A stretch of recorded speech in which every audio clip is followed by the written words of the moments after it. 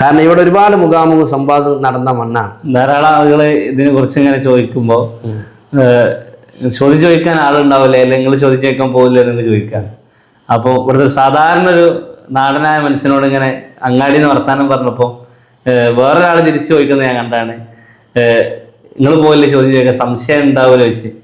അതിന് സംശയം ഉണ്ടാവുന്നവർക്കല്ലേ മുഖാമുഖത്തിന്റെ ആവശ്യമുള്ളൂ, ഞങ്ങൾക്കാർക്കും സംശയമില്ല എന്ന് പറഞ്ഞ്. അപ്പോൾ സുന്നികൾക്ക് ആർക്കും അതിൽ യാതൊരു സംശയവും ഇല്ല. കാരണം എക്സ്പീരിയൻസ്ഡ് ഇസ്ലാമാണ് നമ്മൾ അനുഭവിക്കുന്നത്. എക്സ്പീരിയൻസ് ഇസ്ലാം എന്ന് പറഞ്ഞത് വായിച്ച് പഠിച്ച ഇസ്ലാം എന്ന് പറഞ്ഞ വ്യത്യാസമുണ്ട്. അനുഭവങ്ങളായിട്ട് അവരവരുടെ വാപ്പയെ കാണുകയാണ്. ഈ പറഞ്ഞ സാധാരണക്കാരനായ മനുഷ്യന്റെ ഉപ്പ കലിമ ചൊല്ലിയാണ് മരിക്കുന്നത്. അയാൾ മൗലൂദ് ഓതി സലാത്ത് ചൊല്ലി ദിക്ർ ചെയ്ത് പള്ളിയിൽ നിന്ന ആളായിരിക്കും. അവരങ്ങനെ മരിക്കുന്നത്. അവരോ വാപ്പയോ അതേപോലെ മരിച്ചു. അവരുടെ ഉമ്മയൊക്കെ പോയ സ്വർഗത്തിലേക്കാണ് ഈ മനുഷ്യനും പോകാൻ ഉദ്ദേശിക്കുന്നത്. അവരും ആ ഇഷ്കിന്റെ ലോകത്തിലയിച്ച് ഹബീബ റസൂലുള്ളാഹി സ്വല്ലല്ലാഹു അലൈഹി വസല്ലം പ്രണയിച്ച് ശഫാഅത്ത് ഉദ്ദേശിച്ച് ഈ ലോകത്തിന് ഇവിടെ പറയാനാണ് ഇഷ്ടപ്പെടുന്നത്. അങ്ങനത്തെ സാധാരണക്കാരായ മനുഷ്യരുടെ ഉള്ളിലേക്ക്, സുന്നി അഹ്ലുസുന്നത്ത് വൽ ജമാഅത്തിന്റെ ആളുകളുടെ ഉള്ളിലേക്കാണ് ഇവർ ഈ ചോദ്യങ്ങളുമായിട്ട് വരുന്നത് എന്നത് തന്നെ ഒരു വിരോധാവസ്ഥയാണ്. കാരണം പറിച്ചു മാറ്റാൻ കഴിയാത്ത ഒരു ഇഷ്കിന്റെ ലോകത്താണ് ശരിക്ക് അഹ്ലുസുന്നത്ത് വൽ ജമാഅത്തിന്റെ ആളുകൾ ഉള്ളത്. ചിലപ്പോൾ ചില കുട്ടികളോട് ചോദിക്കുമ്പോൾ കുട്ടികൾക്ക് ആശയക്കുഴപ്പം ഉണ്ടാവുമെങ്കിലും ഒരു സാധാരണക്കാരനായി അനുഭവിച്ച ഒരു സുന്നികൾക്ക് ഇതിലൊന്നും ആശയക്കുഴപ്പമോ പതറാനോ ഇല്ല എന്നാണ് നമുക്ക് മനസ്സിലാക്കുന്നത്. എന്നിരുന്നാലും ചില ചോദ്യക്ഷരങ്ങൾ വരുമ്പം അതിന് മറുപടിയായിട്ടാണ് ഈ മുഖാമുഖം ഇവിടെ ഉണ്ടാവാനുള്ള കാരണം.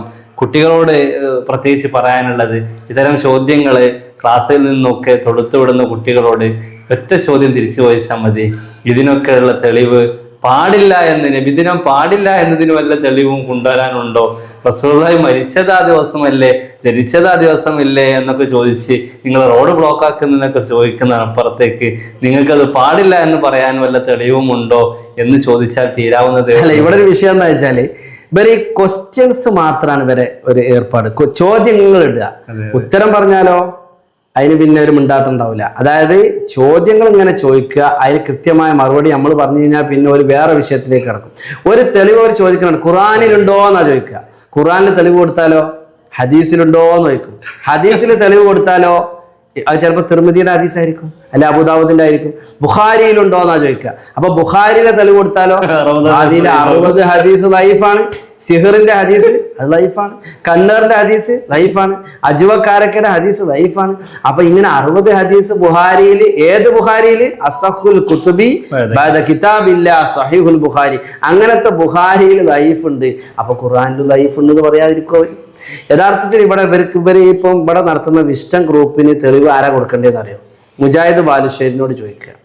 അതേപോലെ തന്നെ അലി മദനി ഇവരെ മർക്കസുദ്ദാവ, ഇവരെ ആന്റി ഗ്രൂപ്പാണ് മർക്കസുദ്ദാവ.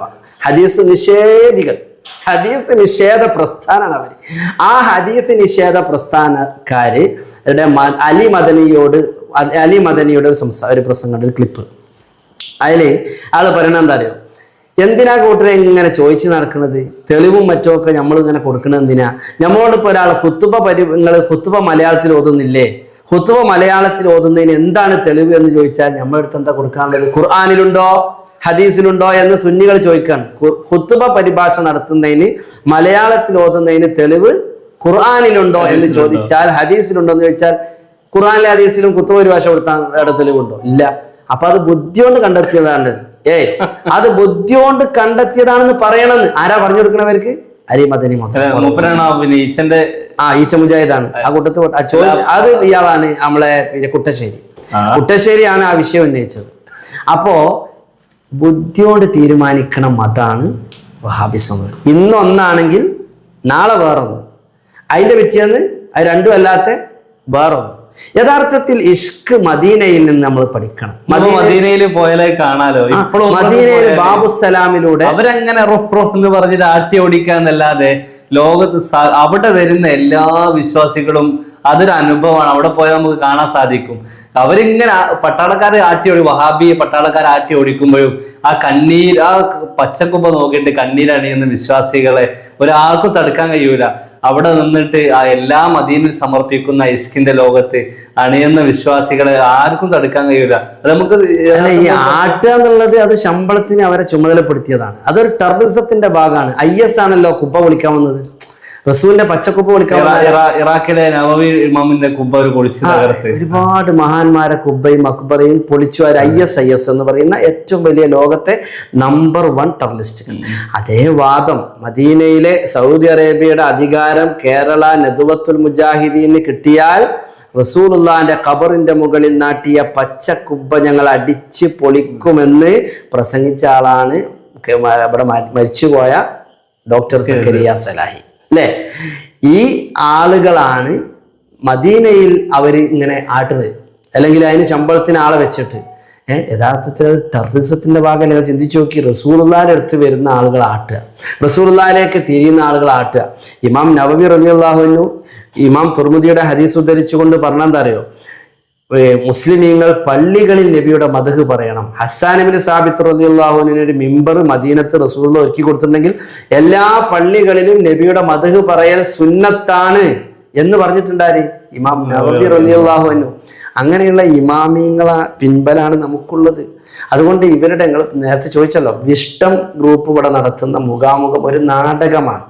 കേരളത്തിലെ അങ്ങനെയുള്ള മുഖാമുഖങ്ങളൊക്കെ ധാരാളം നടത്തി പരിചയമുള്ള ആളുകളാണ്. ഇസ്തിഖാമയുടെ